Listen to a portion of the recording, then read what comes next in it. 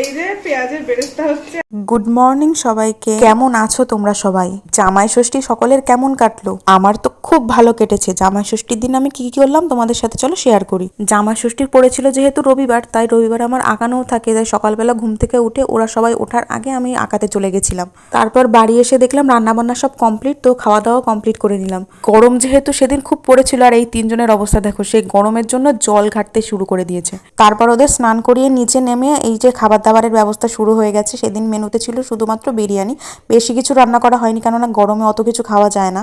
তোমাদের বাড়িতে কার কি মেনু হলো সেটা আমাকে কমেন্ট করে জানিও। কিন্তু আমার বাড়িতে কারা এসছে সেটা তো তোমাদের বলাই হলো না। আমার বাড়িতে ষষ্ঠী করতে এসেছিল দুই দিদি। আমার নিজের দিদি বলতে বুঝি এই দিদিদেরই, কেন আমার নিজের কোনো দিদি বা ভাই নেই। সেদিন রান্নার ভার পড়েছিল আমাদের এই তিন বোনের উপর, তাই আমরা খুব মজা করে রান্না করেছিলাম, তোমরা তো দেখতেই পেলে। আর এই খাবারগুলো কি কেউ চেনো? দেখো আমি দোকানে দেখলাম, তাই ওদের জন্য কিনে নিয়ে আসলাম নতুনত্ব দেখে। আর ওরা দেখো খেলছে না খাবে কি নিয়ে সেটাই বুঝতে পারছে না। তারপর ওদের সাথে একটু খেলা করে চলে গেলাম স্নান করতে। স্নান করে সেদিন পুজো দিয়ে নিয়েছিলাম। তারপর পুজো দিতে দিতে দেখি বড় জামাইবাবু চলে এসছে। হ্যাঁ, সেদিন শুধুমাত্র বড় জামাইবাবুই এসেছিল, কেননা মেজো জামাইবাবু এখানে ছিল না, তাই আসতে পারিনি। জামাইবাবুর আস্তে আস্তে অনেকটা লেট হয়ে গেছিল, কেননা তোমরা যারা যারা হাবড়ার এখানে থাকো তারা নিউ মা মনসা সুইটসের ভিড়ের ব্যাপারটা খুব ভালো করেই জানো। তাই কোনো মতে ভিড় ঠেলে মিষ্টি নিয়ে এসছে। এত গরম লাগছিল, তাই মা বলছিল একটুখানি লেবুর শরবত করতে, তাই সবার জন্য লেবুর শরবত করছিলাম। এত ভালো লাগছিল খেতে। শরবতটা বানিয়ে জামাইবাবুকেও দিলাম, জামাইবাবু বললো খুব ভালো হয়েছে খেতে। গরমে আর কিছু খেয়ে শান্তি পাই আর না পাই, একটু ঠান্ডা জল বা এরকম শরবত পেলে আর কিছু দরকার হয় না। তারপর হঠাৎ করে দাদা ফোন করলো যে পুপুকে খাইয়ে রেডি করতে, ওকে কোথায় যেন একটা নিয়ে যাবে।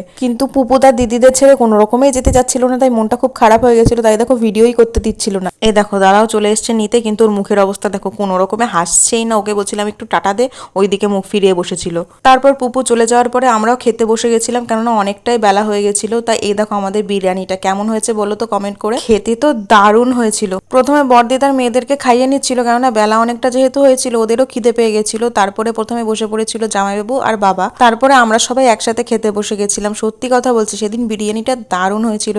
আর দিদিকে দেখো বিরিয়ানির সাথে লঙ্কা কামড়ে কামড়ে খাচ্ছে একেবারে।